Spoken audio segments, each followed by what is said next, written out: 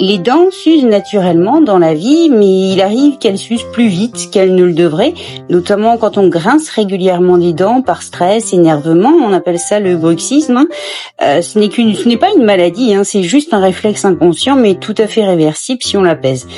Par contre, quand ça devient trop régulier, le dentiste prescrit parfois des gouttières transparentes en résine et elles vont se porter généralement la nuit. Ça peut être gênant, du moins au début, le temps de s'y habituer. Cette gouttière dentaire médicale est d'épaisseur et rigidité minimum pour qu'elle ne se casse surtout pas sous l'effet des mouvements des dents qui mordent et qui frottent. Et donc si vous avez un peu de cire naturelle de ruche d'un apiculteur, eh bien vous pouvez tout simplement l'utiliser pour vous protéger les dents du bruxisme. La cire, sous l'effet de la chaleur buccale, va naturellement se mouler à votre dentition et elle ne peut pas se casser. Quant à elle, son épaisseur est fine et quasiment négligeable. Et puis un autre avantage, la cire est réutilisable concernant ces protections, qu'elles soient en résine ou en cire naturelle. Leur hygiène est fondamentale, ne l'oublions pas.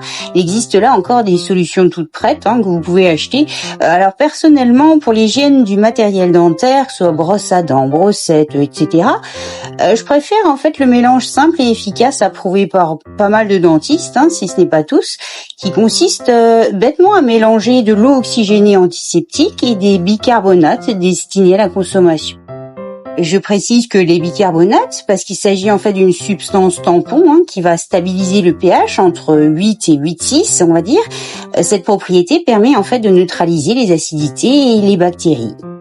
Concernant le bruxisme, comment savoir si on y est sujet, car c'est souvent la nuit qu'il apparaît. Certaines personnes se plaignent au réveil de douleurs dans les mâchoires, les tempes, et bien là encore, la cire peut marquer les empreintes des dents du haut, contrairement à la gouttière en résine rigide. Le bruxisme est naturel chez les enfants, qui renforcent leur mâchoire au cours du développement et de leur croissance dentaire, donc ils ont vraiment absolument pas besoin de gouttière. Il n'y a qu'adultes que son origine est souvent psychosomatique et demande à déployer des méthodes relaxantes, on va dire, sans pour autant toujours parler de la méditation, qui ne parle pas forcément à tous.